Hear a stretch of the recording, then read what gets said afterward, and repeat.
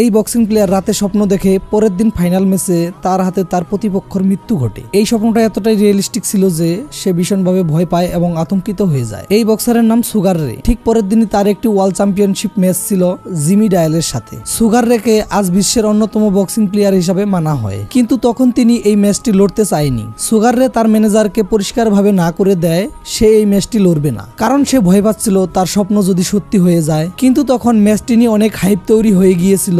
Sugar রে অনেক চেষ্টা করেছিল এই ম্যাচটি না খেলার জন্য, কিন্তু তার কোনো উপায় ছিল না। এমনকি সবশেষে তাকে বোঝানোর জন্য চার্চ থেকে জিসাসকে ডাকা হয়েছিল এবং শেষ ম্যাচ সুগার রে ফাইটটি করার জন্য রাজি হয়ে যায়। ম্যাচের শুরুতে সবকিছু ঠিকই চলছিল।